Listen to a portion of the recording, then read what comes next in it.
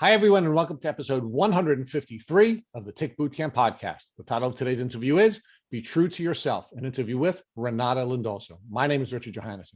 And I'm Matt Sabatello. So, Matt, this is the first guest we've had from Brazil, and it really was a great interview. This poor woman went through a really challenging time, first with getting diagnosed, and then even after being diagnosed, no one believed her, literally no one, including her mother and father, who were medically trained doctors. In addition to that, when she went on her healing journey, she had a difficult time getting the tinctures and the other treatments that she needed to ultimately get herself into remission. And Rich, what really stood out for me about Renata's story is the fact that she pointed out everyday things that we all do that can weaken our bodies and make us more susceptible to Lyme disease. She also gave us tips about how to deal with when other people in our lives call us crazy and say it's all in our head and continue to fight for the real answer, knowing that we're truly sick. She also talks about being kind to ourselves and not being judgmental to ourselves and gives us some tips and advice in that area as well. So, Matt, this was really an exciting podcast, and I'm really excited to introduce this wonderful Brazilian guest to the Tick Bootcamp community. Hello, Renata, and welcome to the Tick Bootcamp podcast. Thank you for having me. We're really excited. We've never interviewed someone from Brazil before, so this is just a really exciting time for us. So can you share with our listeners where you're calling in from? Thank you. I've never been interviewed by an American. I'm from Brasilia. Unless you counted the customs office when I was traveling to the US. I'm sorry. Okay.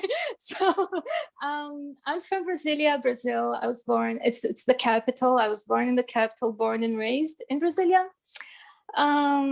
So yes, that's where I was born. That's where I'm from.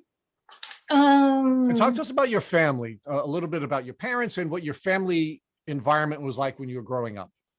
Okay, so my parents are both doctors, traditional doctors. They're very respected names in their own respective fields. And so it was a good childhood. I mean, I had access to a lot of things, and even a time when you didn't have internet and that kind of thing, but we had good access to, information and what have you. So if we wanted to take swimming lessons, we would take them. If we had, so there were good opportunities. It was, it was fun. It was good. It was. So how did the young Renata envision herself? Meaning, what were you dreaming about doing professionally during your life?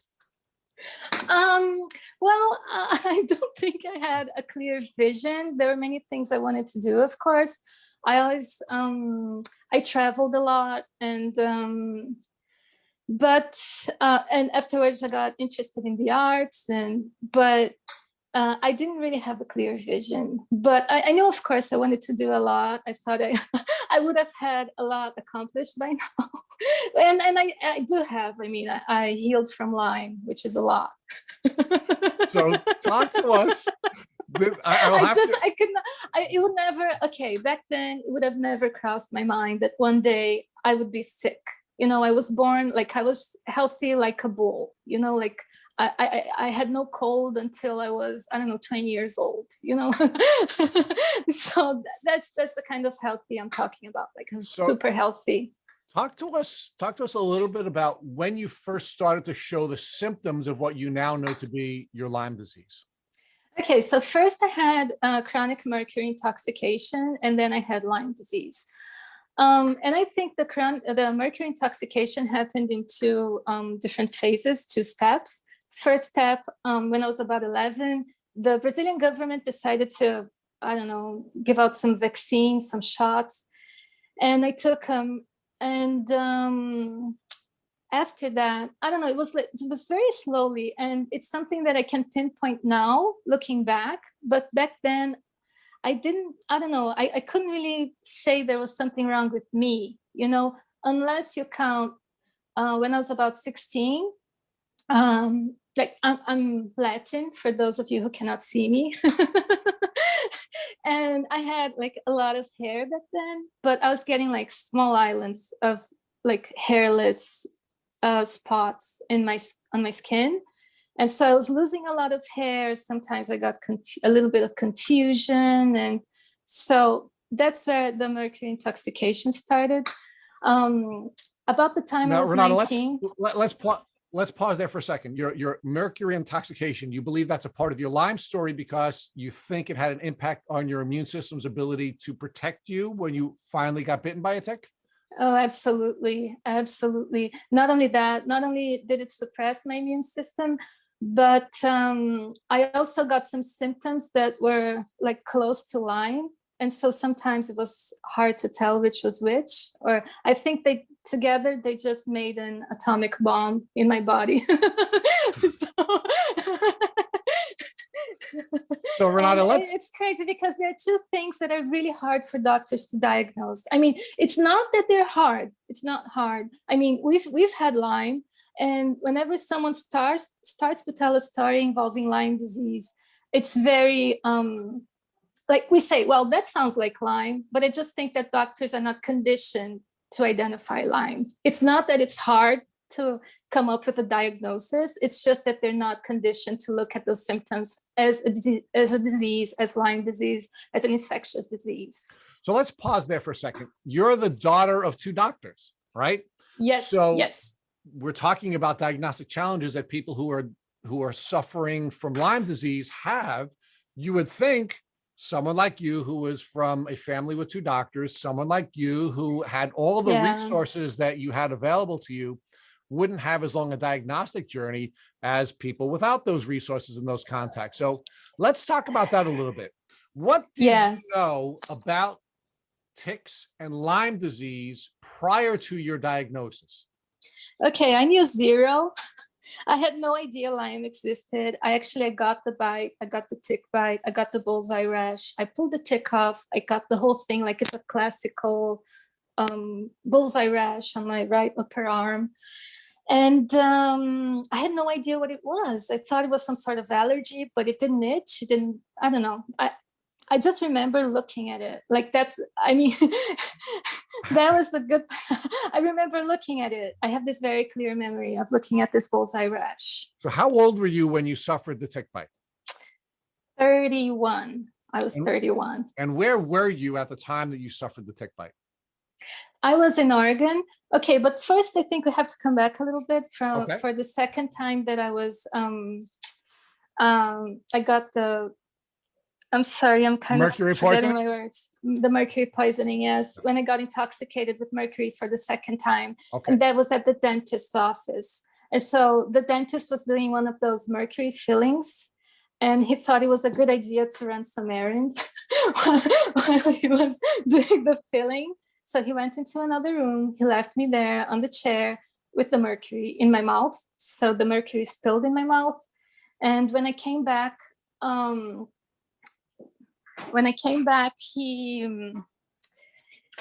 just said, "Oh no, it spilled." And then he removed the mercury, but I mean, my body had already absorbed it.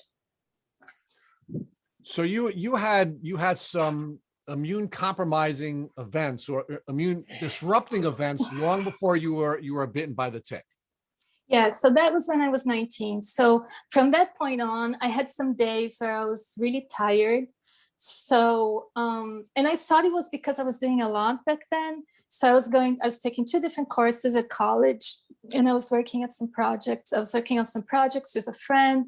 And so I had a lot going on in my life, but it was very, I mean, sometimes during the weekend, I just couldn't get up. I did not have the strength to get out of bed. And I thought that was like, oh, I'm being lazy, or I thought that was what being lazy meant, not being able to get out of bed. And that's not true. Being lazy is something very different. But I couldn't. And so sometimes I got brain fog. And so I remember at the university, if I had to give a presentation, I would be really good on the first part of the presentation. And there was a point where I got tired. And people noticed. They came to me and they said, "You got really tired, didn't you?" So things just got me really tired. And I don't know, I couldn't understand it. By the time I was in my late 20s, I said, there's something very wrong with me, because I couldn't focus. I couldn't pay attention on anything. I couldn't sleep. So I had a lot of insomnia. I had these muscle spasms. So sometimes I trembled. And so I was getting all those diagnoses. And back then, ADHD was a big thing. Everybody was talking about ADHD. So I was like, oh, maybe I'm ADHD. And I went to the psychiatrist and I used to say, hey, I used to be more intelligent. What's going on with me? And so I used to come up with these things that are like classical symptoms, but everybody was like, oh, I don't know. That's just Renata being Renata's. I don't know. And so I was like, I have ADHD. And everybody's like, oh, everybody's ADHD now. So nothing special about that. But I could feel there was something going on. I just didn't know what it was. And I was really tired. I remember to get anything done, I needed to, like during the day, just the minimum. I used to have to drink one of those caffeine bottles, like 3 of those at least to get the minimum done. In Brazil, we have some caps, some caffeine caps. And so I took a lot of those. I remember I went to a party and I always had those caffeine caps with me. And I took the thing off, and then I don't know, I put many of those on my mouth, and this guy just looked at me and said, "You're not going to sleep for days." And to me, that was like, no, I just need to get through the night. You know, like, I got home, I slept. Like it was no big, and I'm very sensitive to like any substance, anything. So, but I wasn't like I needed that to just barely function, and so. I remember walking on the streets. I was living in São Paulo back then. It's a little bit like New York. It's a place where people walk a lot on the streets. And I remember looking at people and just saying, man, everything's like so tiring. You know, people have to get up and they have to take a shower and then they have to eat breakfast. Oh, wow. And then they have to put their clothes on and then they have to get out of the house. And to me, it was like, that's so tiring. But it's not. If you're healthy enough, that's not a lot. But in my mind, that was a lot. I was like, I really recognize everybody's effort, you know, because everybody's putting so much effort in life, you know, because they're doing so much. Like they're getting up and they're having their breakfast and they're taking a shower. So I already had that. So when I went to Oregon, and how old were you at this time? You said you went to Oregon and that's where you suffered your tick bite? Yes, but I used to go to doctors before going to Oregon, and I'd say, there's this and there's that, and everything seemed so random, and people are like, oh, I don't know, you're just stressed, I don't know, you're just I don't know, afraid of life, you're just. So psychologists really like dig deep when you're going through something like that.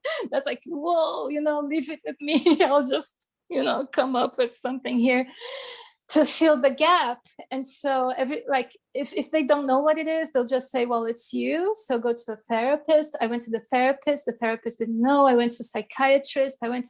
It's not like I was just like sitting back with my arms crossed and looking at the air, you know, like I was trying to get answers, but nobody, like it didn't cross anybody's mind that I had chronic mercury intoxication. And I was getting a lot of infections back then. So let's just rewind for a second. So when I was young, like I never got a cold. Like I never got sick. I remember when I was at school, I got one of those certificates, like she never misses class, because I was always healthy, you know, just go to school. And then I started getting these I don't know, sinus infections and really strong, I don't know, sinusitis and colds and everything. And I remember when I started getting those symptoms, I would just go to the supermarket, get everything that I could, come back home, and I knew I'd stay home for 2 weeks, you know, dealing with that because my immune system was really bad. But you're the child of a doctor, right? I mean, you're the child of 2 doctors. So as your symptoms are beginning to develop, what are your parents observing about your symptoms, and are they diagnosing you with anything? Okay, so my parents are not only doctors, they're really good doctors. And I'm not just saying that because they're my parents, they're really good doctors. So my mom, I don't really know when that was, maybe late 90s, early 2000s. I really don't know, but she's also a surgeon, and she was part of a team that was making one of those laser surgeries. They were like the first ones in Brazil. Normally something like that would come from São Paulo, from Rio, from like a bigger city. But these people in Brasilia, they were doing it and they're getting great results. So people from Brazil were like wanted to learn from them. Okay, so that's my mom. My dad, he's more of a clinician. My mom's also a clinician, but my dad's more of a clinician. He loves to make diagnoses. So whenever I went to the hospital, which were not many times because I don't like hospitals, I like to stay away from them as much as I can. But whenever I went there were like, I don't know, like 20, 30 residents following my dad, like all these people with coats, and he's explaining things to them. He loves to diagnose. He loves, when I was young, my dad was always, he had this very, like this position he stayed on where he was half sitting, half laying down, and with books, like lots of books. And back then in different languages, like reading about everything, because he really liked diagnosis. And so like he needed to understand the whole body as a system. So my parents, those are my parents. And so despite having daily access to these very successful clinicians, you went yes, undiagnosed for a long period of time, correct? For a long period of time, and nobody could understand what was going on. I think it just never crossed their minds. And well, Renata, talk to us about the impact. But talk to us about the impact that had on your relationship with your parents. I mean, they were not able to diagnose you with a physiological illness. So were they accusing you of being lazy? Were they suggesting that maybe you had things going on in your own head? Or were they just constantly trying to find out what was wrong with you? How did this impact your relationship with your parents? Okay, so when I only had the mercury intoxication, there was already a little bit of eye rolling, but a little bit of, wait, there's something going on, but maybe not.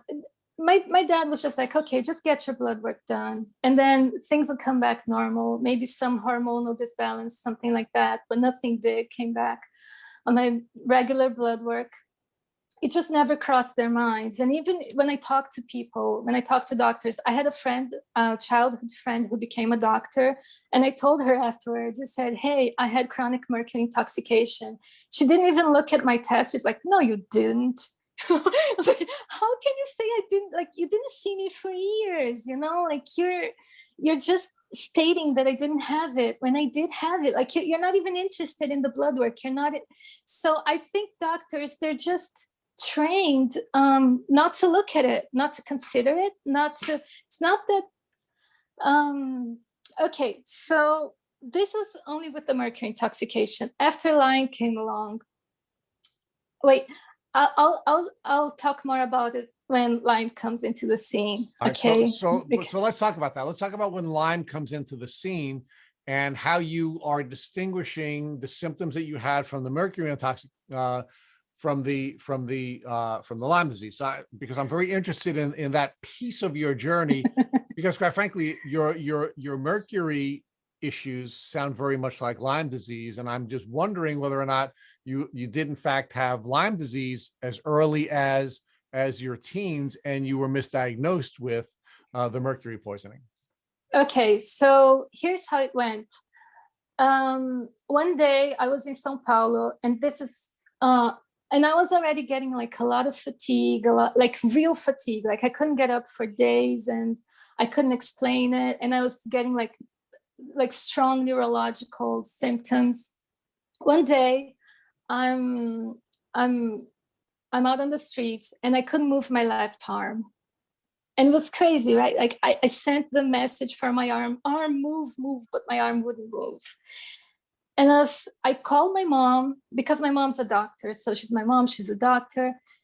I couldn't reach her. She was, I don't know, operating. She was on the, and so I hopped on a taxi. I got back home and I just stayed there. I said, you know what, at least I'm safe here, right? And so I stayed there. The next day, my mom calls back. And as I'm telling her, I couldn't move this arm, and then I couldn't move my right arm. So I couldn't move both arms. And then I wanted to walk like on a straight line, and then I walked sideways. And then I started having all these symptoms. And so it was Easter. It was an Easter holiday. My mom hopped on a plane, went to São Paulo, and then someone indicated a doctor, a neurologist, and said, go there. The neurologist saw me and he said, I think you have multiple sclerosis. It's almost sure. We just need to get like an MRI just to make sure and then get you started on steroids. And then he said, well, this was, I don't know, what time was it? It was probably 10 in the morning. And then he said, okay, so 2 in the afternoon, 3 in the afternoon, go to this hospital, and then you'll get the MRI. Well, okay, so during this consult with this neurologist, I don't know, he did things that are probably normal. So look up, and I got really dizzy. And then he got the little hammer and he hammered my knees and whatever, what have you, these little things. And that was too much for my neurological system. And so when I got back home, I had spasms, and I had spasms for hours. And then and mentally, I was trying to stop, and I was telling myself, okay, you need to get to the hospital. You need to get to the hospital. You need to get to the hospital. And I gathered up all of my strength after, I don't know, a couple hours. And I said, Mom, let's go to the hospital. So we went. And by the time I was at the hospital, that I was laying down, I couldn't move from my neck down. Okay. But that doctor disappeared. We couldn't find that doctor. I don't know what happened to the doctor. Up until this day, I have no idea what happened to that doctor. So I was sent to a different, it's crazy story. My mom was running up and down, and it was crazy. So I got sent to another hospital where they took me in.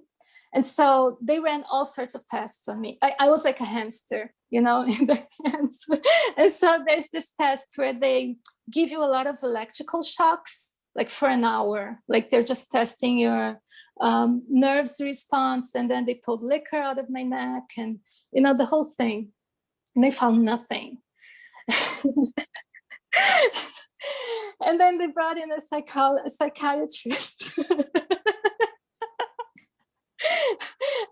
And the psychiatrist started talking to me, and he's like, well, I think you have some psychiatric issues, it's so. And okay, so when I was at the hospital, that I was starting to get better, so I was walking again, so there was a physiotherapist that helped me walk again, the whole thing. I was researching because I said, I know I have something. I know this diagnosis does not fit me. Like, I'm not crazy. I know I'm not crazy. So I was always researching. I had my iPad with me, and I was always looking things up. And somehow I found chronic mercury intoxication. And then I talked to the doctor. I said, hey, at the hospital, I said, don't you think I could have chronic mercury intoxication? And he's like, no way, you don't have that. And I said, no, I really do think I do have. Look at the symptoms. And he's like, no, like, you're a nutcase. He had already made up his mind that I was a nutcase. And so there's no arguing with that. So they discharged me. I went back to Brasilia with my mom. I had no autonomy back then. I really had to go back home. And so in Brasilia, it's a crazy coincidence, but my mom had just had this patient who she had performed surgery on, that told her that she was seeing a toxicologist, that is a person who was going, like a doctor who was measuring like intoxications. And then I was like, oh, okay. So she got the contact of the guy, and I went there. And then I got the exam to see if I had heavy metal intoxication. And it was off the charts. That doctor called me, and he was desperate. He was like, come to my office right away. I can't believe. Like, I was almost like 6 times over the limit of how much mercury you can have in your body. So I did the cleansing with EDTA, which is really good. But whenever you do the IV EDTA, you also have to put in minerals and all of that stuff. And the guy was all like, well, we're going to put minerals and this and that. So I got all those, that treatment in my veins it was 2 times a week, like 2 sessions a week for, I don't know, maybe 2 months, 3 months. And then I was getting better, but also new symptoms were starting to show up. Okay. So wait, this is 2013. This is like March, April of 2013. And I got bitten in 2012. And the symptoms... Renata, let's talk about the bite. So Oh, are you sure you were not bitten before this bite that you're about to talk about at any time you were either in Brazil or traveling in some other country? yeah. Yes, I'm pretty sure I wasn't bitten. I don't know. I'm pretty sure I wasn't bitten because it was like a different proportion. Like when I had only the mercury intoxication, it was more tolerable. After that got together with Lyme disease, with the tick bite, then it came to a proportion that it was just crazy. Like you couldn't, it was really hard to handle. Like I lost all autonomy and Well, but it was Renata, a different level. It it was a could be, different level of being sick. Well, but it could be. It could what be. if your body was managing the Lyme disease until you got reinfected with a second tick bite when you were in the US? We'll never know. We'll never know, Richard. Okay. So let's talk about this. So you're traveling to the US in 2012, and what was the purpose of your trip to the US? Oh, okay. So I met a guy. He was American. He lived in Oregon, and he was calling me all the time. And he was like, "Oh, we should be together, and I love you, and this and that, and come here. Just come and visit, see how you like it, and this and that." And he was calling me all the time.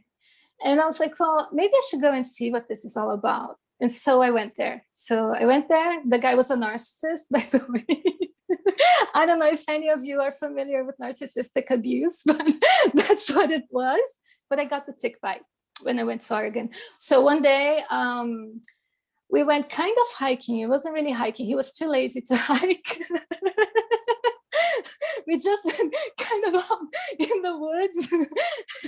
And then when I came back afterwards, I looked on I felt a tingling sensation. It was not a bite, it was just like a tingling sensation. I looked and there was like this tick that was diving in my skin. And so I pulled it off, had no idea what it meant, had no idea how it would change my life, had no idea whatsoever. Like I was clueless. At that point, I had zero clue of what was in store for me. All right, so let's pause there for a second. So you're the daughter of two doctors.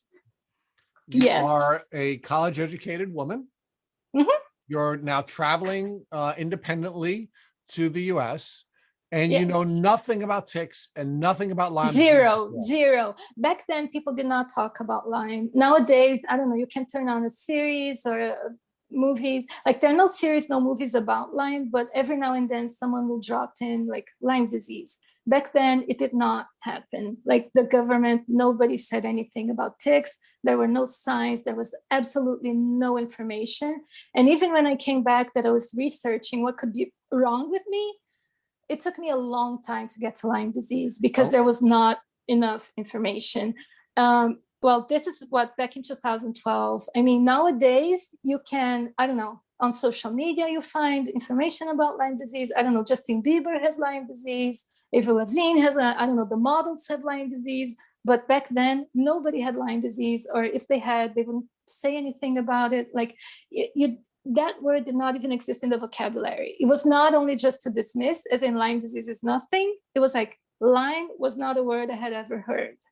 So you find this tick biting you on the arm. Yes. Did you know what it was when it was biting you? And what steps did you take to remove this tick from biting you? Yeah, I don't know. I didn't think too much about it. I've been bitten by many insects in my life. It was just another insect. I'm sorry. And I'm really sorry if that's not even the correct scientific name. I don't know if ticks are insects or whatever. To me, they are. So I just said, okay, an insect's biting me. I just pulled it off. Just seemed like the right thing to do. I just pulled it off, threw it off, continued with my life. But I noticed the bullseye rash. How long after the bite? It's hard to say, maybe a couple hours after the bite. But I just remember looking at that bite and it kept spreading.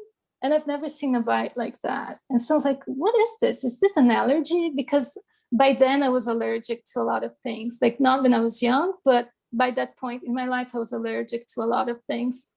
I was like, is this an allergy? It doesn't scratch. It doesn't itch. It doesn't do anything. It just grows. That's weird. But I thought it was beautiful. I said, hey, this is a really good looking bite.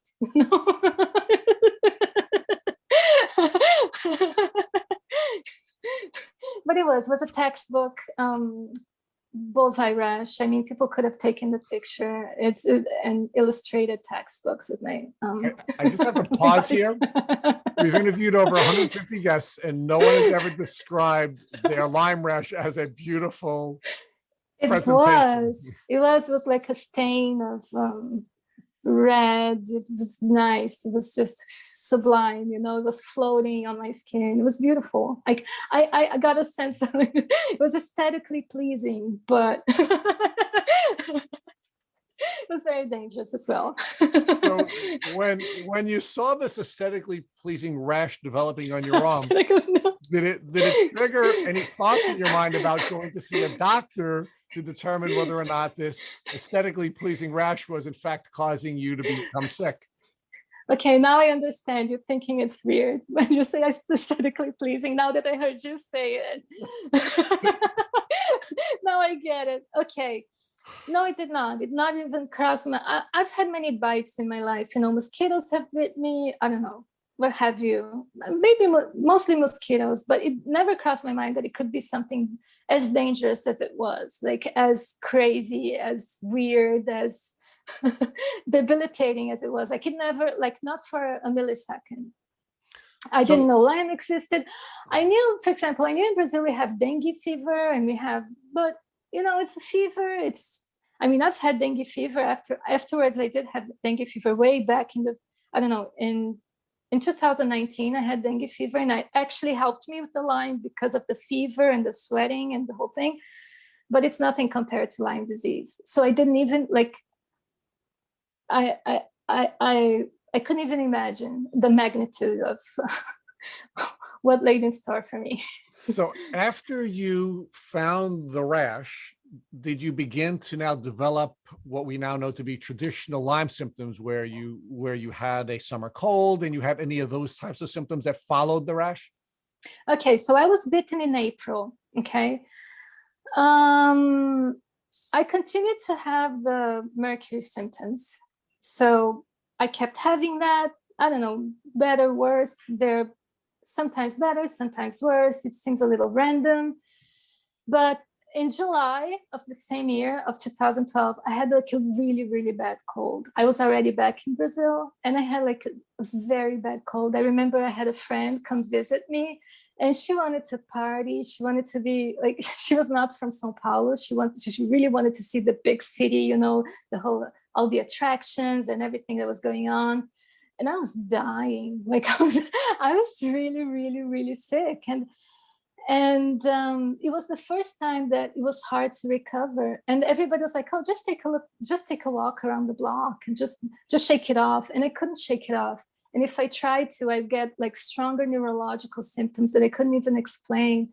And so it just felt safer to stay home. So can you compare for us what your symptoms were like before the tick bite and how your symptoms were different after the tick bite? Okay, so before the tick bite, they were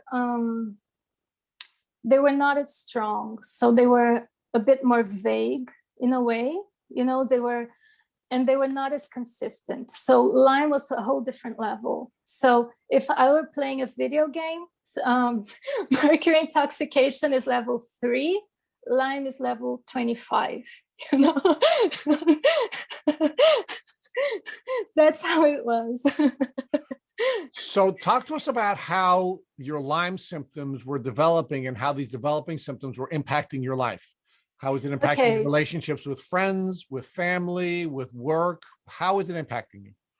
Yes, it was really hard just to get better from that cold that I had. So it seemed like I could never really get better from that cold, you know? The cold would not get out of me, you know? And then I felt like I was hungover for some reason. And by then I had stopped drinking, like 100%, because I said, there's something really serious going on with my body. And instinctively, I knew I had to just like stop doing anything that could be harming my body. So I was not doing that. And I was sick like on and off. And so I would be bedridden for a week with something that nobody could explain. And then suddenly I would be back. I mean, healthy is also a relative concept.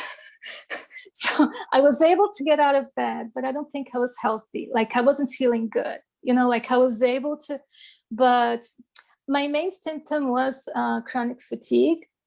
So there were points where I had like a glass of water just beside me, and did not have the strength to reach out, get the glass of water and drink the water. I would be super thirsty just lying down. I could barely open my eyes because I just had a very severe fatigue.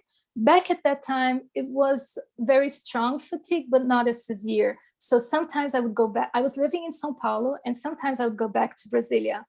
And my mom, she would find all these doctors that I could see, well, let's find out what's going on with you.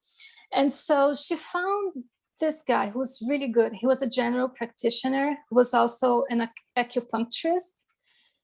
And I remember he ran a lot of tests, but he did a lot of tests. It was not like, it was on his office, and he just said, okay, so stick both of your arms right in front of you. And just those little neurological tests, and I failed all of them. But I was feeling relatively good back then when I was seeing him. And I was just like, no, I'm getting better. I always had this feeling, oh, I'm getting better.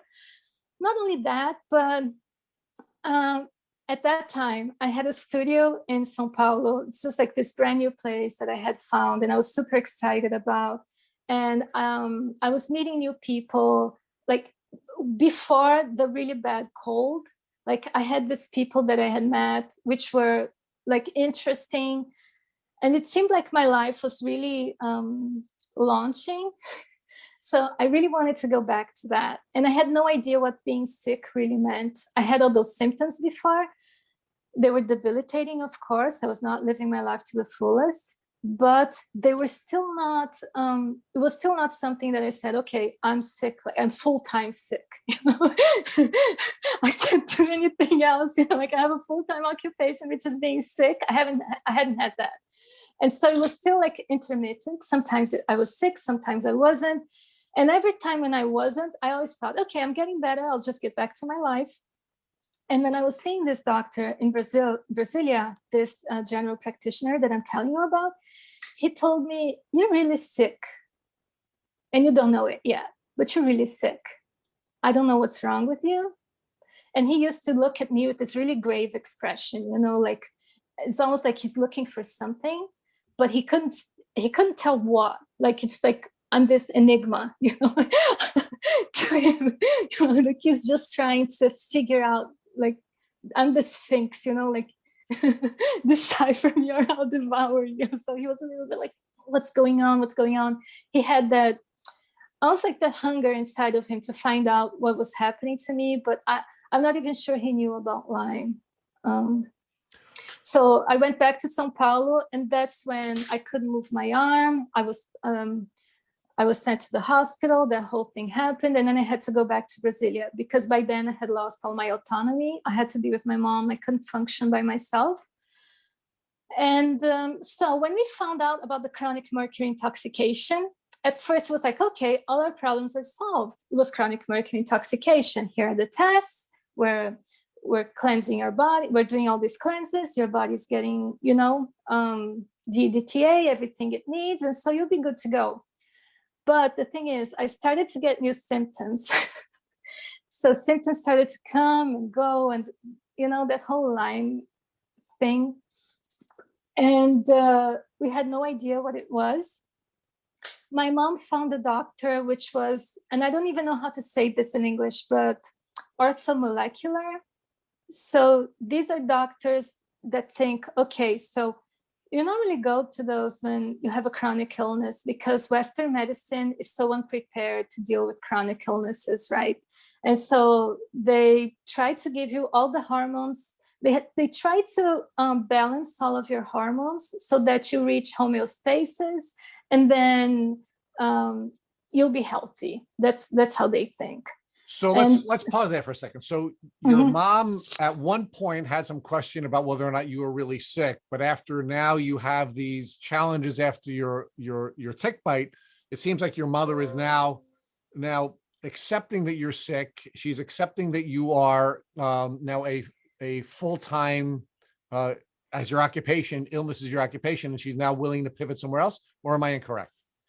You're incorrect, dear Richard. You're very smart, but on this, you're incorrect. Because here's the thing. Up until the point that I was sent to the hospital, everybody thought I had MS. So until the suspicion, like up until that point, it was like a serious disease. Okay, you probably have MS. I really need to pay attention to you. Then they saw it was an MS, and the doctors thought it was all in my head. And then she started to. But your mother accepted the diagnosis of mental illness because the multiple sclerosis diagnosis had been taken off the table. Had been taken off the table. But then we found the mercury. So when we found the mercury, she thought, oh, okay, maybe it's just the mercury.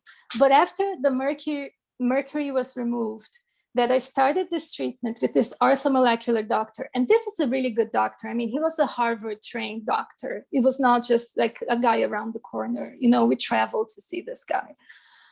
And I was doing everything right. I was doing an alkaline diet. And in my mind, it's like, okay, I'm a healthy person. Why can't I get better? Because I'm doing everything this doctor is telling me to do. He's a really good doctor. I'm doing an alkaline diet. I'm very disciplined. You know, I think positive. I'm doing everything I can. I'm not getting better. I'm only getting worse. And at that point, my mom was like, no, this is clearly only psychological. When I said, and then it was in 2014, it was the beginning of 2014, I remember up until today, it was Carnival. And everybody was out dancing, and I was researching, what's wrong with me. And I found a YouTube video of this girl who had Lyme disease, and she started to describe it. And I said, that's what I have. And I remember calling my mom. She was at, I don't know, her boyfriend's house. And I was like, I found out what I have. I have Lyme disease. It's an infectious disease. And she's like, oh no, it's not. And I'm like, yes, it is. Let's go to the lab. And at the lab, I could take an ELISA test, but I had no idea what an ELISA test. It could never have crossed my mind that I would have this disease that's like a Kafka novel. It's like, nothing works. The tests don't work. The doctors are not prepared to see you. The whole community is telling you you're crazy, and you're not crazy. Well, let's pause there. So did you at any point question your own sanity? Did you believe at any time that perhaps you were mentally ill and not really suffering from a physiological illness? Yes, of course. I mean, not only that, okay. And then I had, of course, I did question myself a lot, but I also knew deep inside what my truth was. Okay. And that's something that's really important. And that's the point where I told you that I wanted to get to, because everybody can abandon, so this is something like Lyme is a real boot camp for this, for learning how to meet your own needs, to stand with your truth. And so everybody around you can abandon you. Like that was my experience. So everybody could abandon me, but I was not going to abandon myself. I knew what was wrong with me, and I knew that it was serious. But talk to us about how you dealt with that betrayal, right? I mean, you were betrayed by your mother, you were betrayed by your father, you were betrayed by the medical system. By the community. And not only that, but the people around me, they looked at my parents for answers because they were the doctors, right? Not only that, I come from a more traditional family, and I'm like the artist, like the spiritual. So people are just like, okay, she's not, she really has mental issues. So there was that. But I think it was also the healing of this issue of me not being 100% accepted by my family as who I really am. So at first, when I started getting all these accusations, okay, you just want attention, you're crazy, you're lazy, you don't want to work, you just want to live off of your parents' money. So when that stuff really started to hit hard, so that's like 2 years in,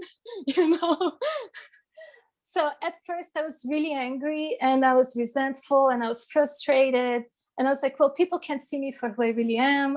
Why would I do that? I think work is a privilege. Like working is a privilege. You grow, you contribute, you leave your mark, you make your money. Why would I not want to work? Why would I not want to live my life? Why would I want to leave my life in Sao Paulo, come back here just to be humiliated by everybody? Like, it makes no sense.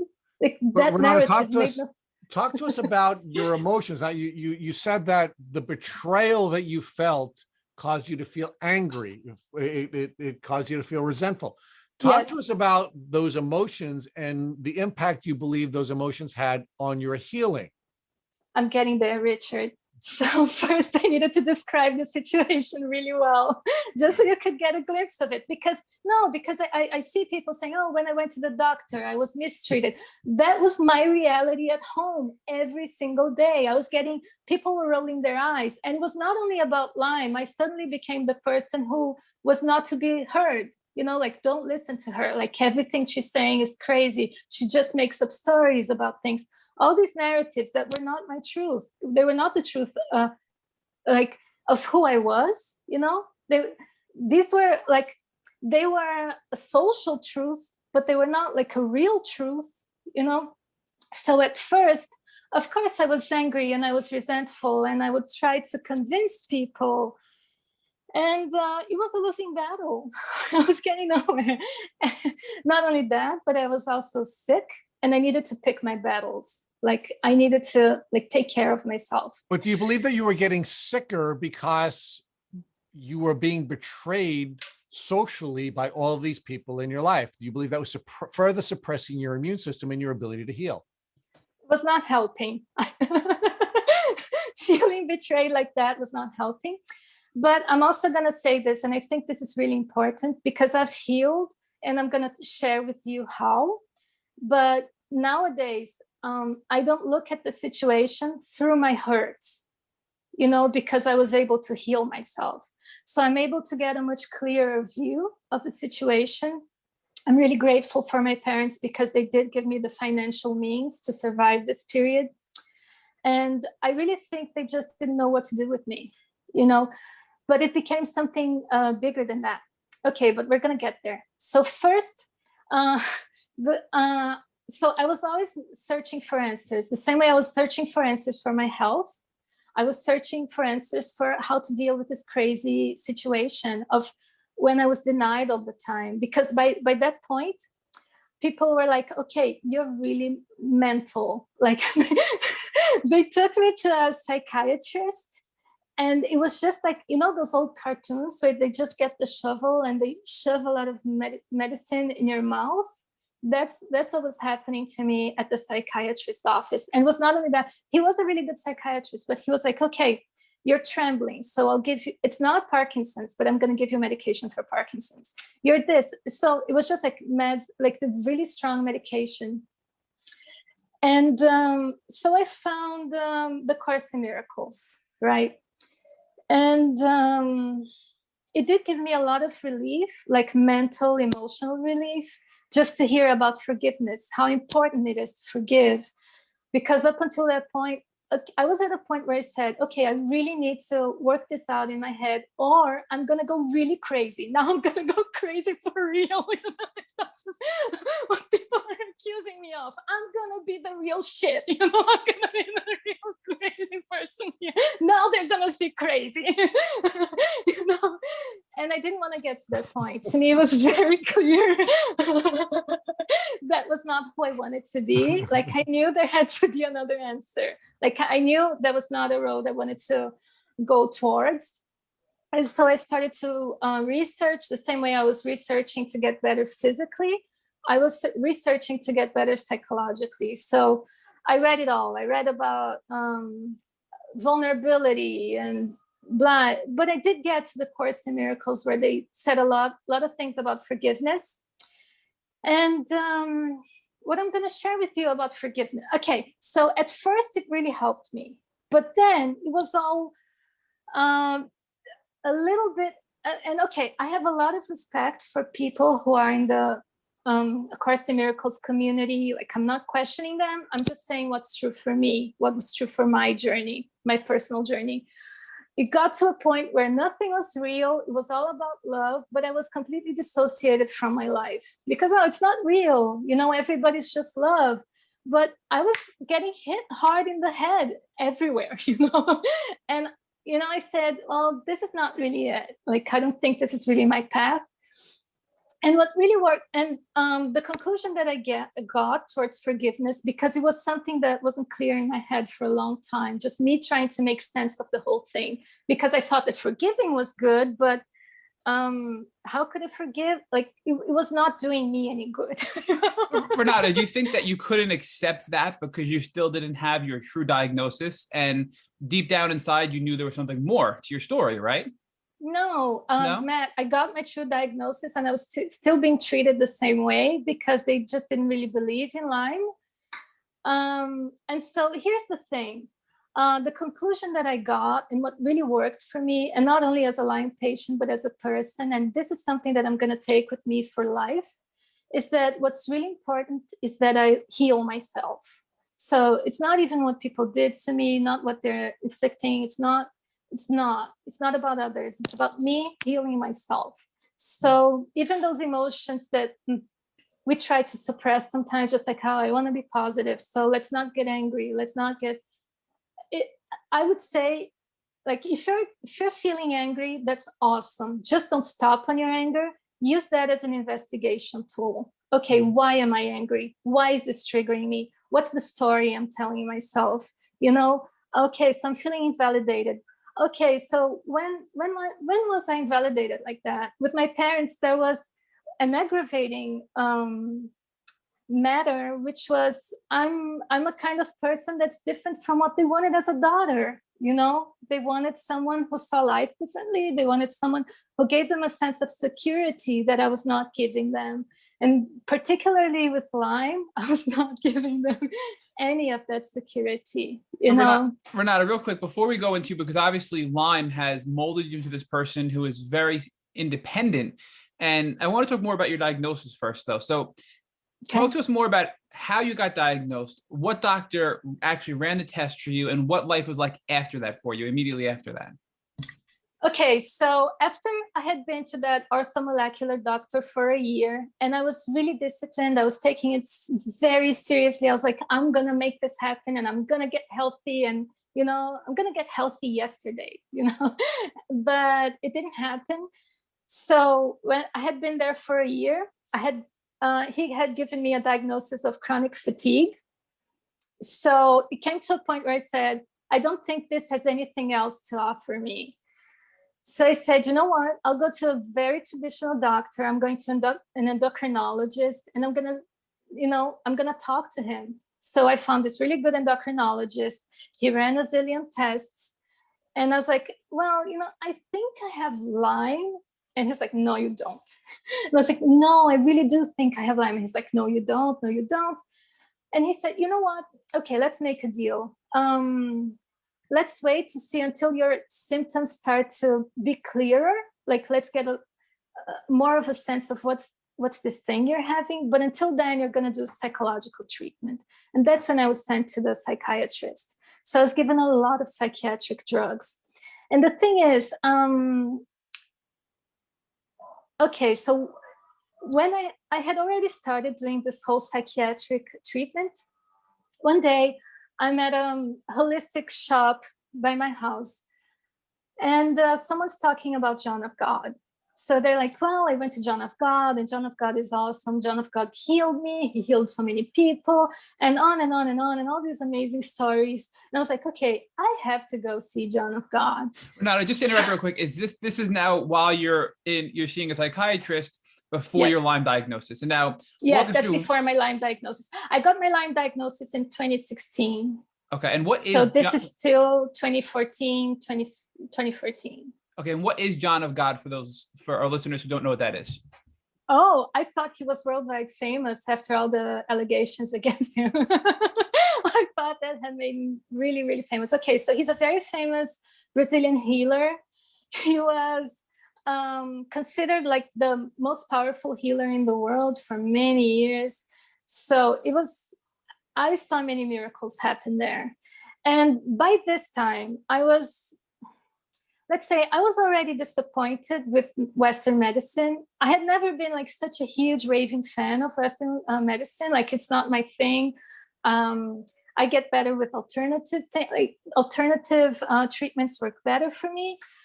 But by that time, it was very clear how Western medicine was lost. And so I was getting back to a new age, which is weird because it's actually old age, because it's what our ancestors have been doing for millennia. If there's anything new in this scenario, it's the pharmaceutical companies.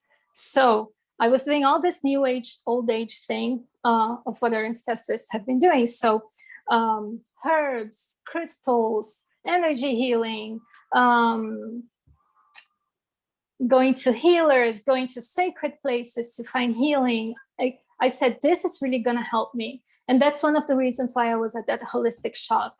I had always had a connection with spirituality, but there were always many distractions in my life. So like, there were college, and there were, I don't know, friends, and people were asking me out, and I had to hand in papers. There was a lot going on. And so I couldn't really focus on spirituality. But back then, I remember thinking, okay, spirituality is really going to save me from this, because like, there's no other answer here. And so, and during that whole time, I thought I had Lyme, but I had taken that ELISA test.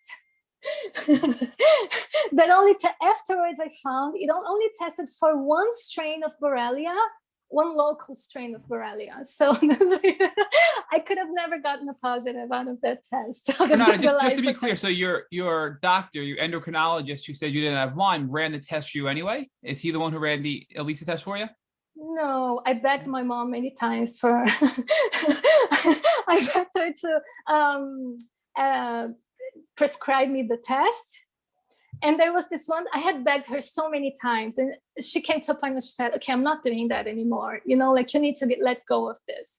And I was like, no, please, please, please. And so I found another endocrinologist. She happened to recognize the name, and she's like, oh, okay. So, and she was like, no, you cannot have Lyme disease. And I said, and then she was like, okay, I'll see your blood pressure. And she was starting with really basic stuff. And I'm like, no, I have been going to doctors for years now. Like, I don't need you to look at my blood pressure. I know how my blood pressure is. Just please listen to me. I need you to ask for this test for Lyme disease, because I think I'm so sure I have it. And that's when she said, you cannot have Lyme disease. You're not American, because that thing exists only in the United States. And then I told her, well, the bacteria did not ask for my passport. You know, it's like, that's not how nature works. That's something that's man-made. I don't know, the customs office would ask for my passport, but not the bacteria. So, but even so, like, she kicked me out of the office, that doctor. It was very tense. Not only that, she called my mom afterwards to complain about me. My mom was so disappointed. She was like, I don't even know what to make out of this. You know, you're going to the doctor and you're getting kicked out. She was really angry because you were insisting you had Lyme. Just so you calm down, I'm gonna ask that you take this test again. I'm pretty sure it's gonna come back negative. So that's what I was dealing with. Wow. And so in that whole scenario, I found John of God. So I was at this holistic little shop that was close to my house. And then there was this person that was telling the story. Okay, so there's John of God, and John of God is awesome. He's healed me. He's healed someone who also has cancer that nobody could figure out how to treat. And on and on and on. This person was talking a lot about John of God. And so I said, okay, I have to go see John of God. Going back to John of God, he's a very gifted healer. He was later accused of improper conduct with women. That was not my experience there. John of God really helped me when I was going to see him. Like, he really, really helped me. I don't know, like, I cannot explain what happened in there. I just remember getting there. The first time I got there, He looked at me, he told me a lot of things. Second time, it was really quick. First time was really quick, but then I was like, okay, I need to go back there. So the first time I was really going to talk to him. I was standing on a line, and by the time they called us in, like I was just sobbing and I was crying. I didn't even know where that was coming from, but I just cried and I cried and I cried. And the whole time I stayed there, I just cried and I cried. And I was like yelling, I was howling, I was like, no. It was really loud. And he was like, no, leave her, that's her process. So he had a lot of respect for what I was going through. And so I did not see, I cannot say that, I don't know, it's complicated to make any statements about his later accusations, but that's not what I saw when I was there. I have a lot of reverence and a lot of respect, and the people that I knew that were going there, they also said, okay, I didn't see that, but but what I did see, when I went to John of God, and I'm not even sure, I don't know, there were things, it was not even him, but he was like a pop star. Everybody wanted to be close to him, and it was crazy how requested he was. But there were people who were organizing the whole thing that sometimes they were not the best kind of people. And I don't know, I think they just wanted to get a sense of power by being there, by being close to someone who was so powerful, so requested. And yes, so by having, I don't know, kind of like I kind of stopped going there, but mostly because of those people. Like they kind of made it hard for me to come back. Renata, real quick though, so as in general, you feel John of God helped you, but it was a difficult process because of the people that worked for him, and it wasn't a comfortable situation because of his staff. But he was very effective in your healing journey. He was great. No, he's great. But give me some examples, Renata, of what he did or what he did with you to help you feel better in your healing journey. It's crazy, man. If I tell you, you're not even like, you had to be there, but he would just hold your hand and you would get all like organized inside. Like it's spiritual. Nobody can really explain what goes on, but he had powers. Like, I don't know. He was gifted in that way.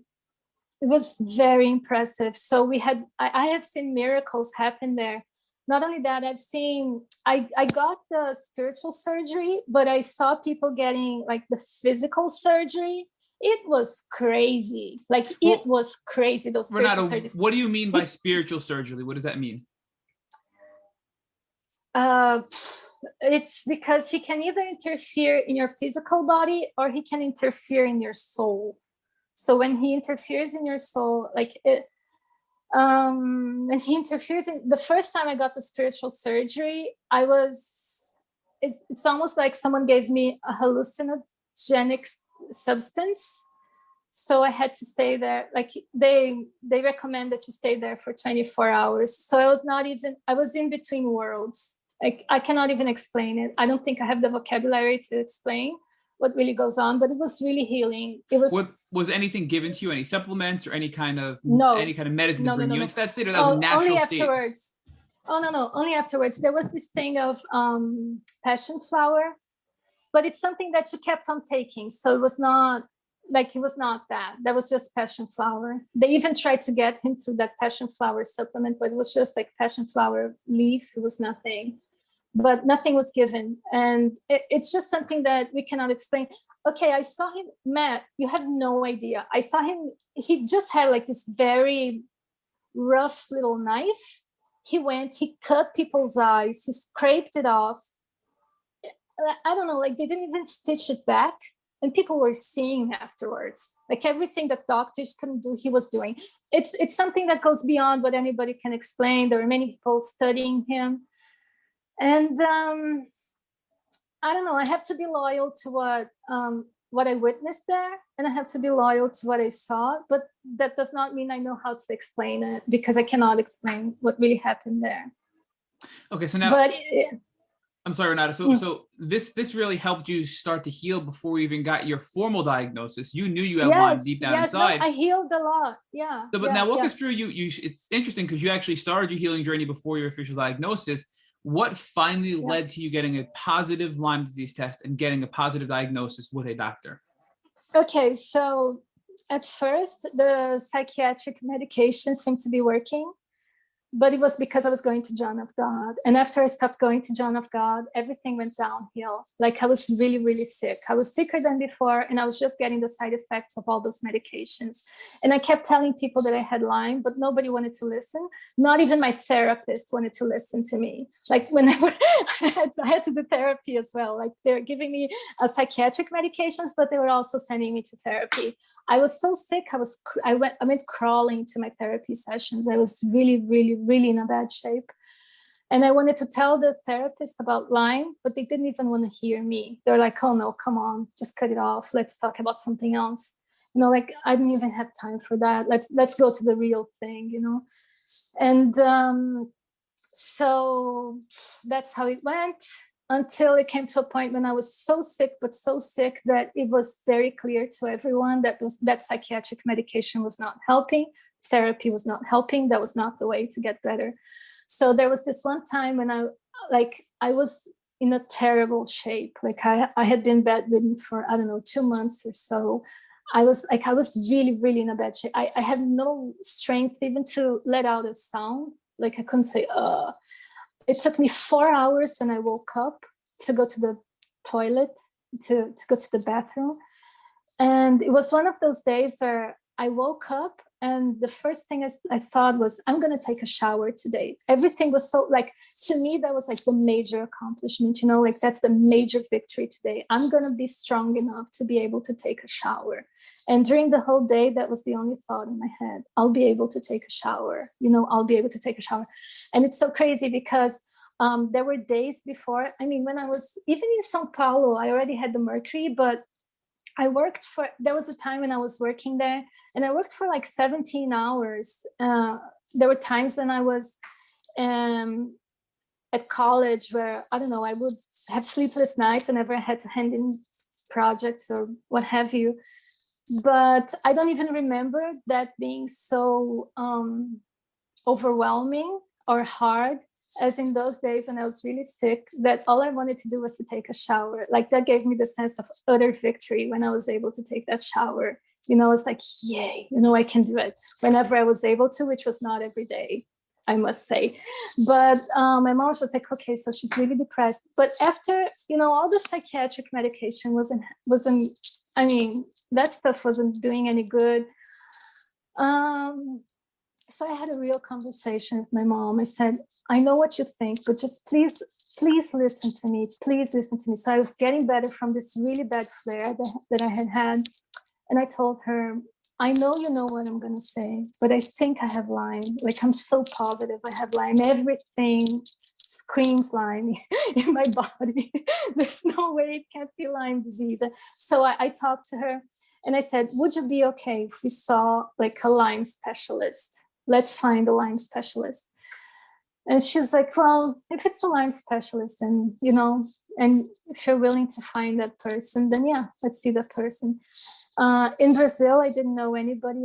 Back then, I could not find anybody who, like, an LLMD, anything like that.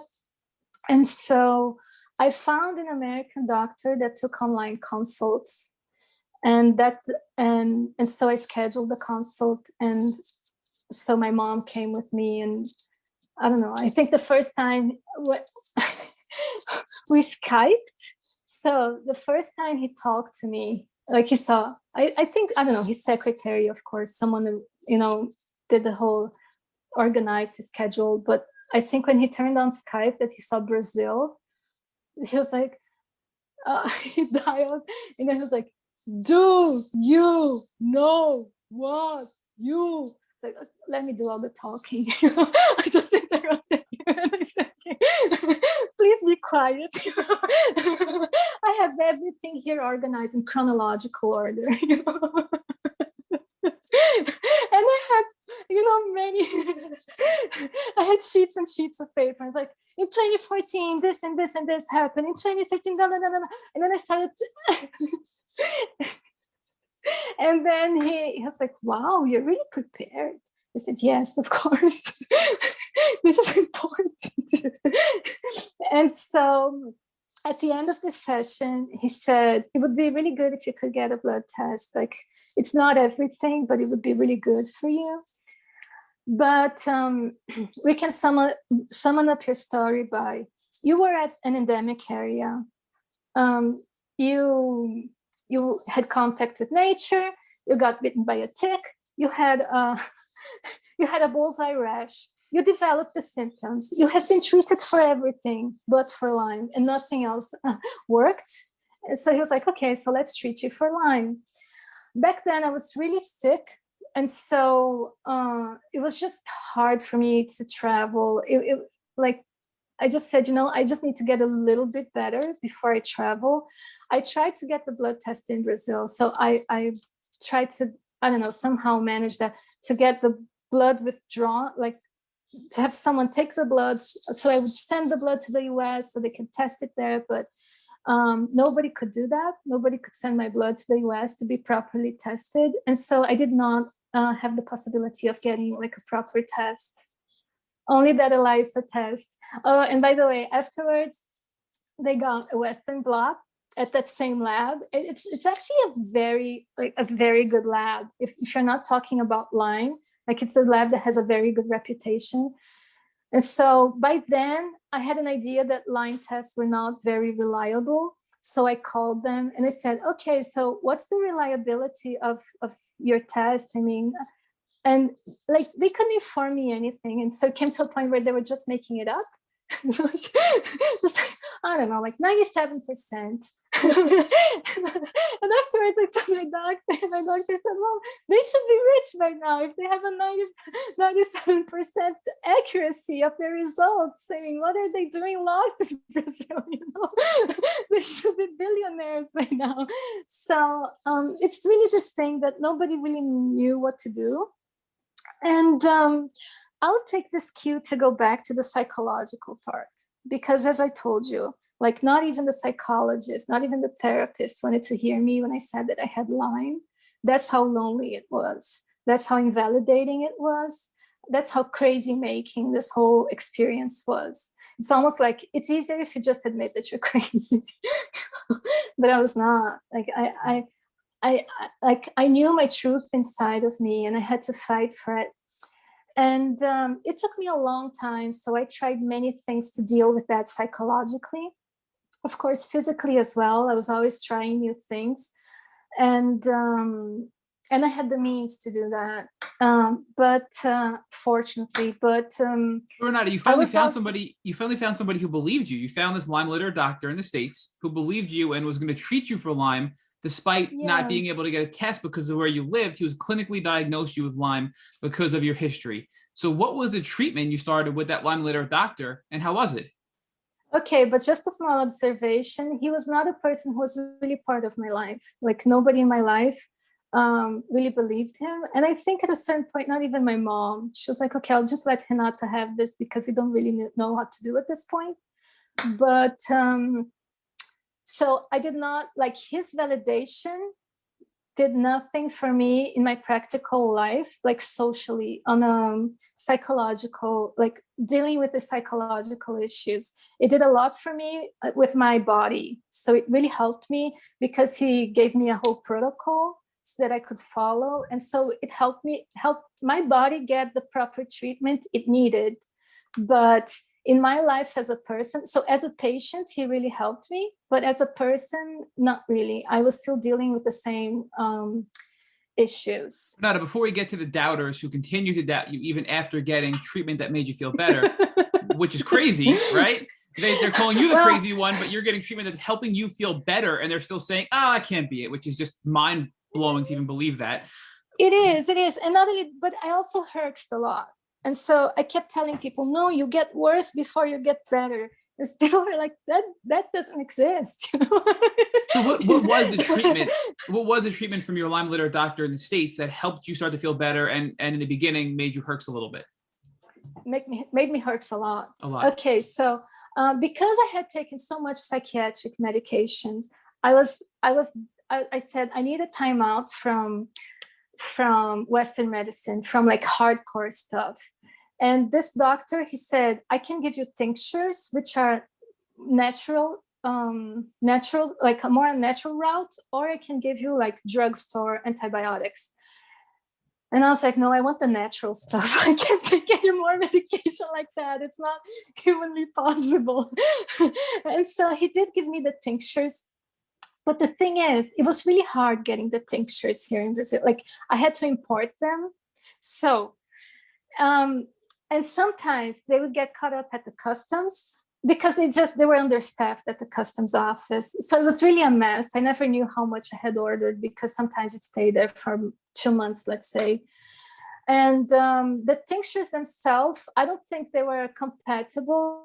Like they really helped me, but they were not very compatible to my reality at the moment because I was so sick and everything was very scheduled. So it was like, you cannot eat anything for 30 minutes. And so, and then you have to eat something. And then you can't eat anything for 2 hours. And then you have to take this. And then you have to take that.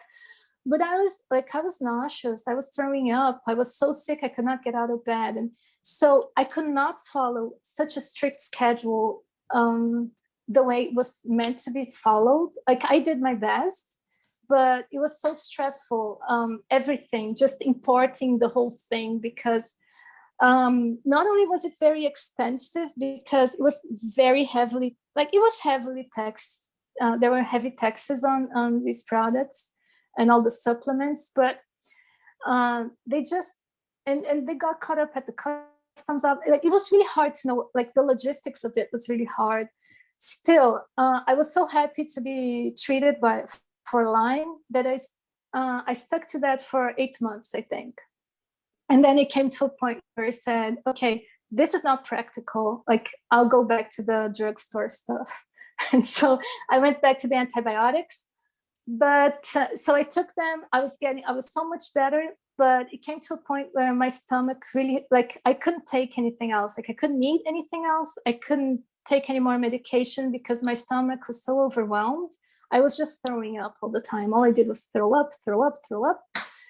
And so I couldn't take any more medication. And I was starting to lose everything that I had gained with the Lyme treatment. So Renata, the herbals or the supplements or the tinctures helped you a lot, but they weren't practical because of the process of getting them through customs and the delays and the whole timing, logistics of it. The logistics, the timing of the medicine.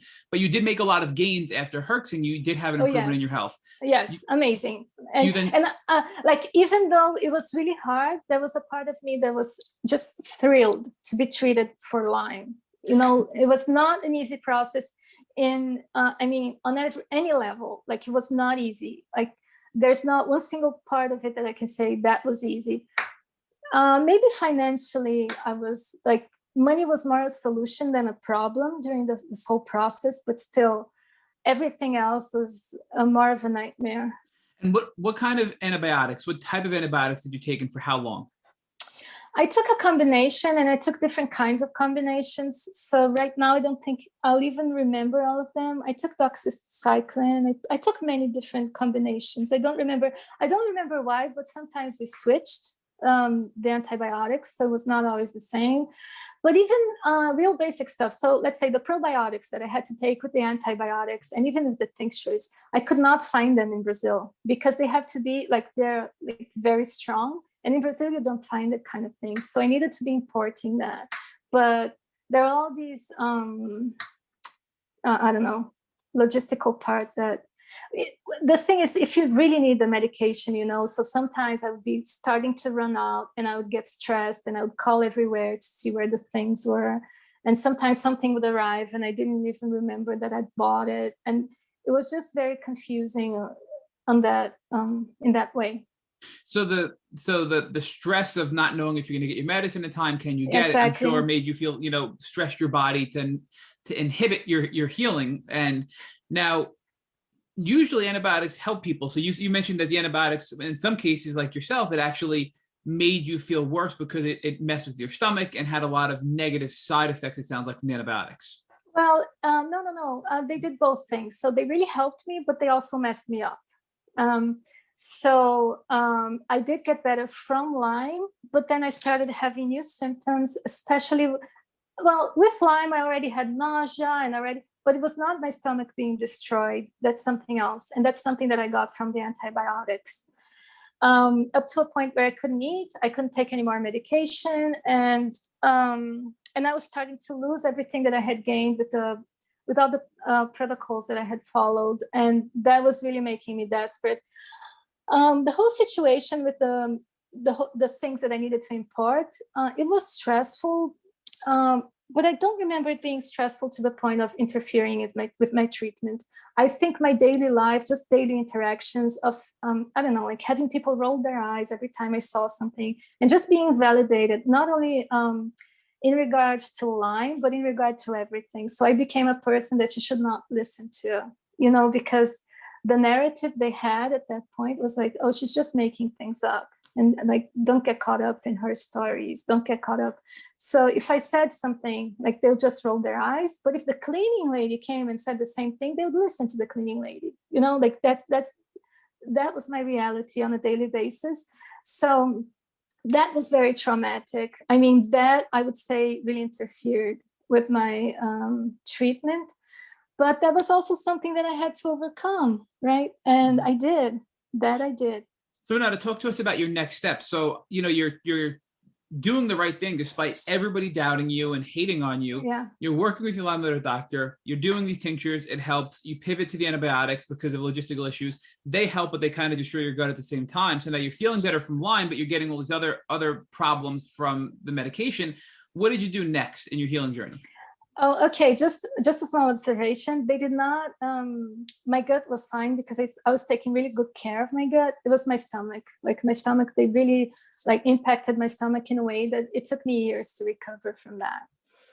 So after that, I had no idea what to do. I got in touch with my LLMD. He was like, "Well, we have to put that." I don't even know how that's called. Like that. They make their surgery so they can inject a PICC line or a port, so yeah, like a permanent line. Yep. Yeah. So it gets, but like my mom didn't want it. I was starting to get sick all over again. So one day, like at this point, I woke up with so much pain in my body that I couldn't even move. So I just stayed there, like really quiet for, I don't know, until it passed, which was, I don't know, in rational time was about 2 hours, 3 hours. So I just stayed there with it. And as it was starting to pass, I took my iPad and I started to read my emails. And I got an email, I think it was like Lyme Times or something like that. Those things that I had subscribed to, but I would never read because they were too long. I don't know. But I saw an article about a guy who had healed Lyme with ozone therapy. And I said, ozone, I had heard of it, but I had heard I don't know, someone went to a spa in Australia and did ozone therapy. I mean, that's how much I had heard. Like, that's the kind of information that I had gotten from about ozone up until that point. So I said, well, before I go to a spa in Australia, I'll try whatever I can try here. But after I read that thing, I looked it up online, and there was an ozone clinic that had just opened in my city. And so I scheduled an appointment, and it was amazing for me. It really, it took me out of the hole. Renata, give me an example of some symptoms that you were having that ozone helped with. Oh, they helped me with everything. So I had severe fatigue, like real severe fatigue. As I told you, there are moments that I just laid down for months at a time. I wasn't even strong enough to open my eyes or to let out a sound, or I was super weak. There are some things that kind of we remembered. So I remember getting a knife so I could eat something, and I was like, this knife is so heavy. Everything was just so hard. I had this feeling like I was hungover. It was like the worst hangover ever, like a million times over anything I had ever experienced. And it would just not go away. It would get a little better, a little worse, but it would just not get away, not go away. So that it really helped me with, it helped me with everything. I still had some neurological symptoms. I still had, it helped me with brain fog. It helped me just pretty much with everything. It gave me more energy. I felt so much better. So the doctor that did the ozone session, she was a little, I don't know, she wasn't that interested in my story. She was just like, okay, I'll do whatever with ozone with you. Like, I don't know, she was very much on the autopilot. She wasn't really interested in my story. And then I said, you know what? I'm going to buy this machine. I don't remember. I think I had to be a doctor to buy them. I don't remember, but I remember I found a course for my mom. I told her, okay, study ozone therapy. Like, it was in another city. So I found the course and I said, okay, take this course and buy this machine, and like, I'm going to use it. So she did that. And then because she saw how much better I was after the ozone. And then she brought back the machine. And so I had the generator at home. Now, do you feel that that was really the most effective treatment you received was ozone? If you had to look back in your healing journey and identify the one thing that you feel helped you the most? I think it was the base, like, but I think only ozone wouldn't have helped. Like, it would have helped, but it would not have made me healthy again.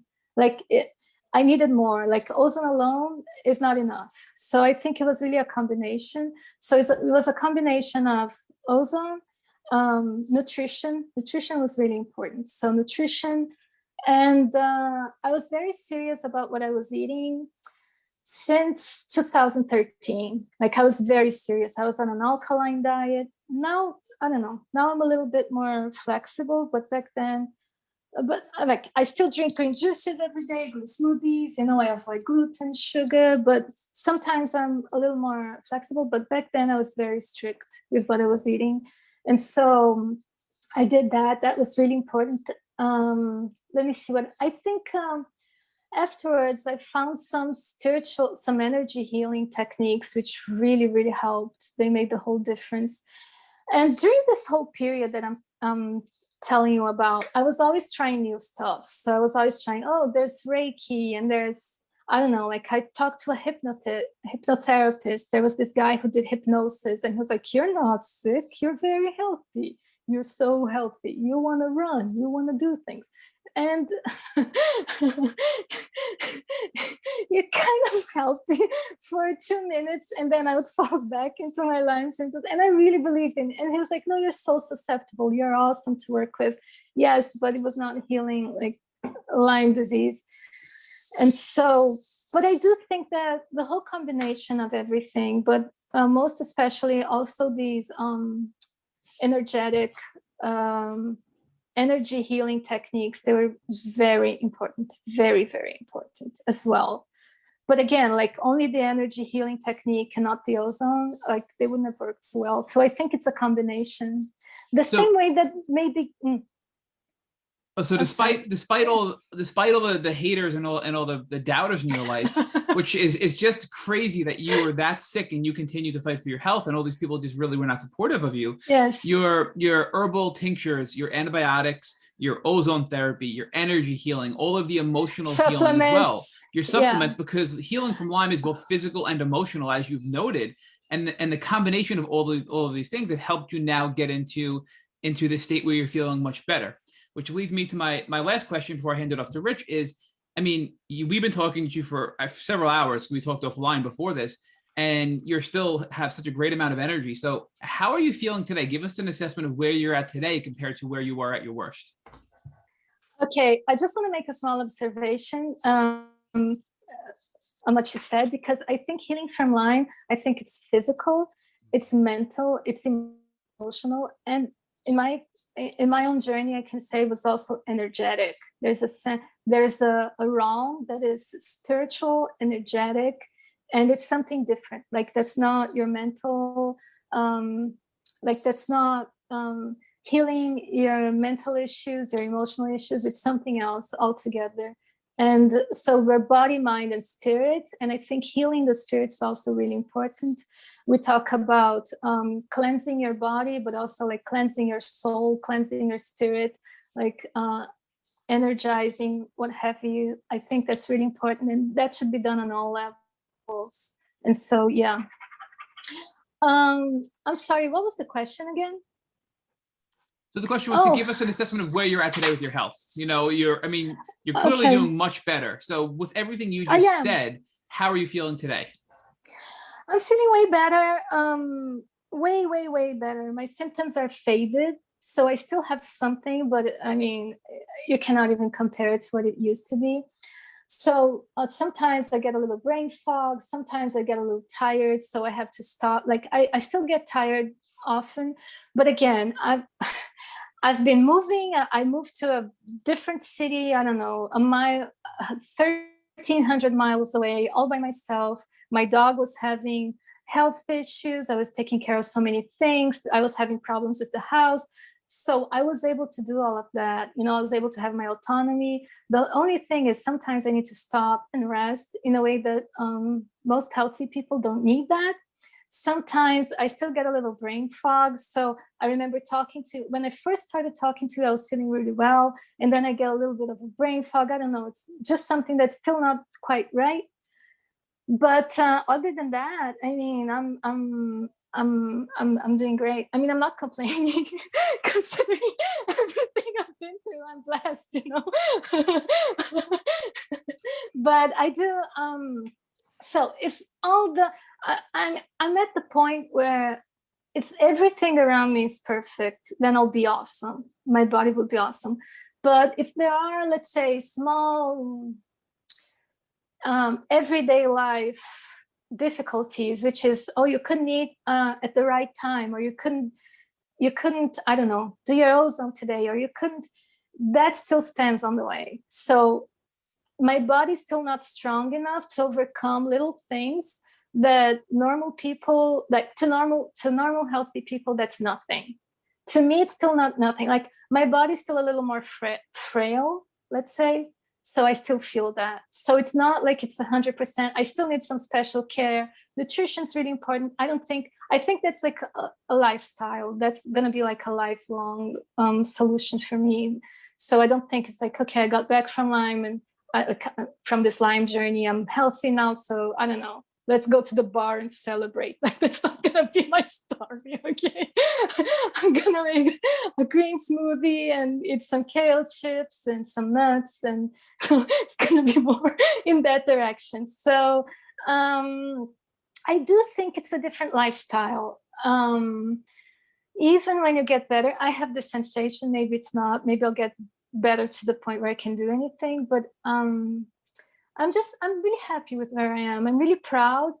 And it's crazy because I don't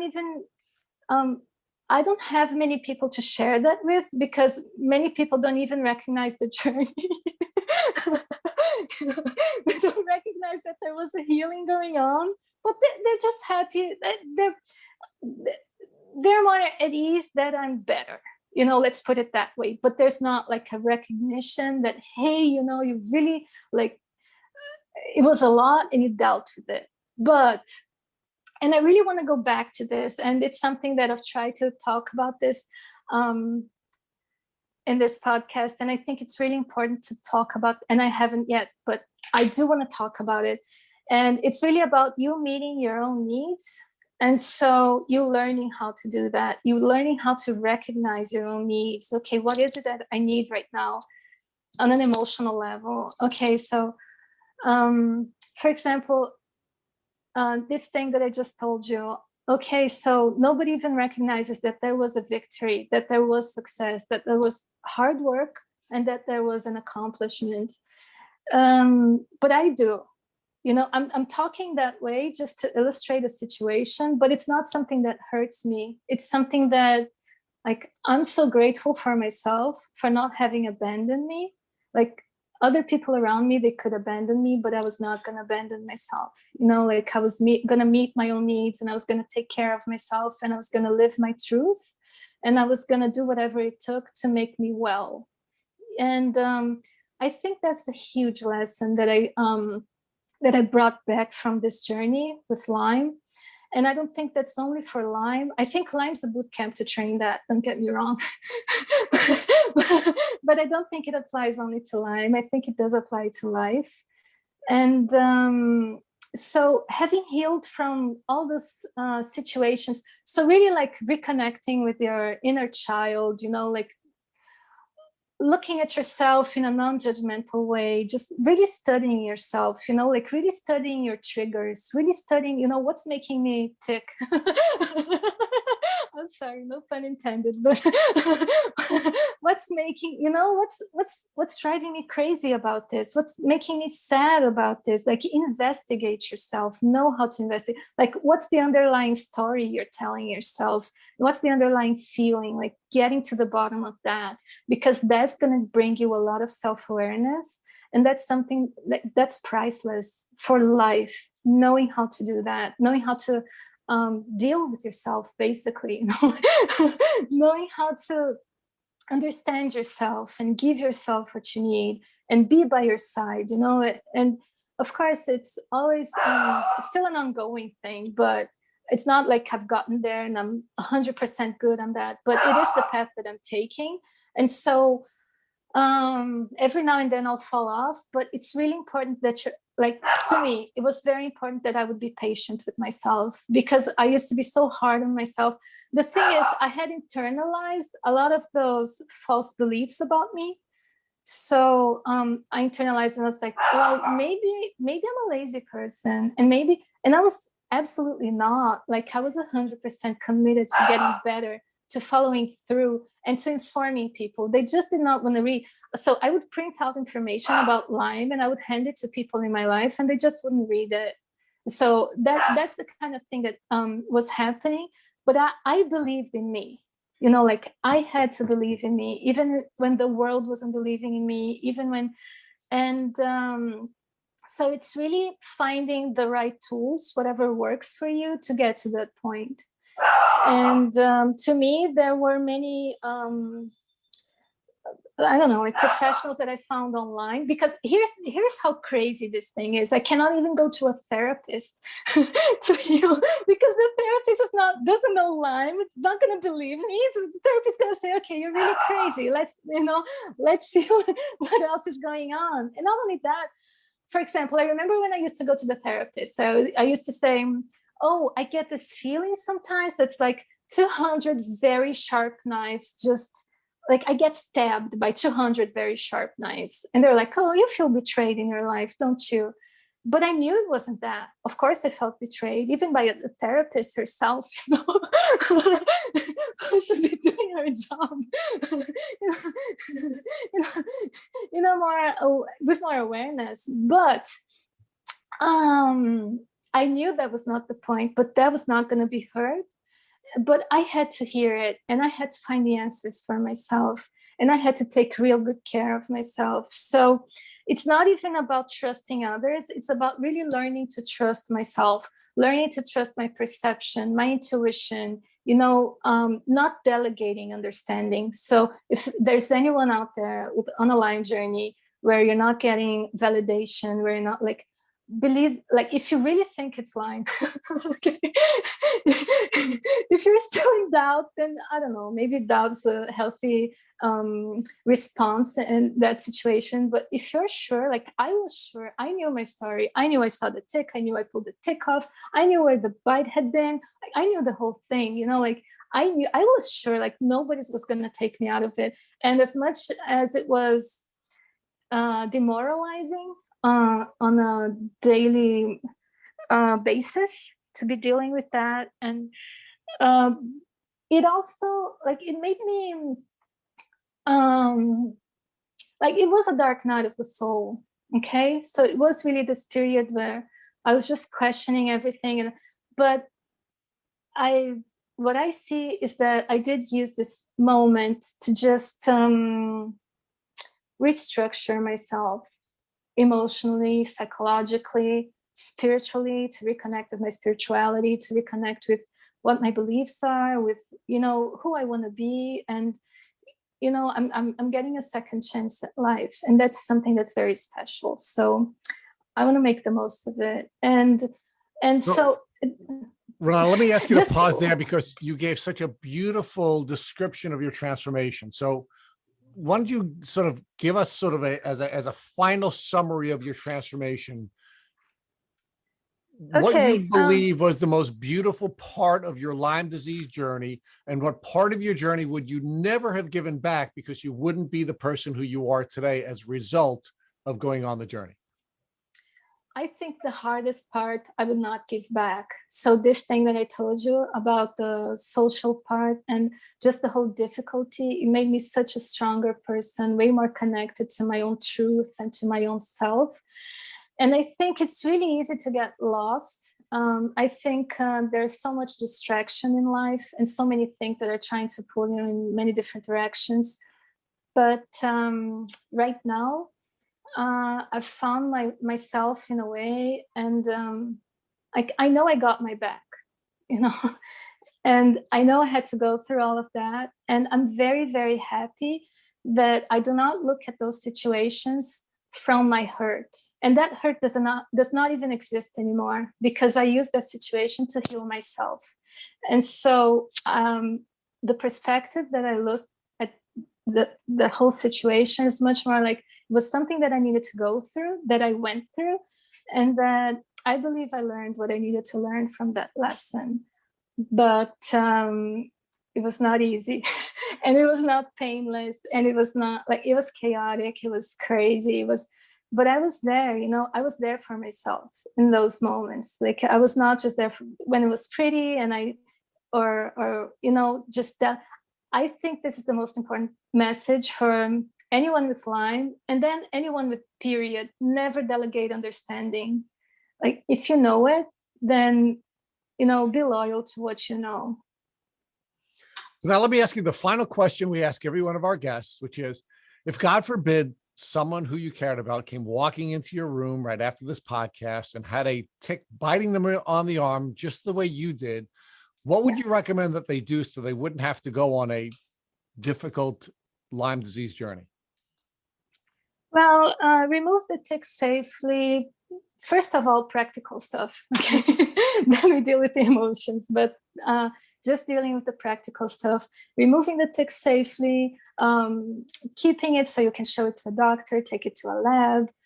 I would recommend ozone, like, immediately. I would maybe antibiotics if it's for 3 weeks, then maybe, but I think as a long-term solution, yeah, I wouldn't recommend it, but it's up with like, you can combine things as well. So I would say ozone is super important, but keep an eye on it. Like, it's probably not going to go away, but you can, there are many things you can do so that it doesn't get to a point where you lose your autonomy, you lose your strength, you lose your like, you lose your brain capacity, like your cognition. So there are a lot of things that you can do so it doesn't get to that point. Thank you for listening to the Tick Bootcamp interview with our guest, Renata Lindoso. To our listeners, we have a call to action. First, if you'd like to learn more about Renata Lindoso and her Lyme disease journey, please visit her Instagram at Renata Lindoso. Second, if you enjoyed this episode of the Tick Bootcamp podcast, please share it with your friends by using the social media buttons you see at the bottom of the post. Third, we here at Tick Bootcamp have a secret to share with you, but we cannot release it until May. So please stay tuned. Fourth, don't forget to subscribe to this podcast on iTunes, Google Podcasts, or Spotify to get our automatic episode updates of our Tick Bootcamp podcast. And finally, please take a minute to leave us an honest review and rating on iTunes or on our website. Thank you for listening.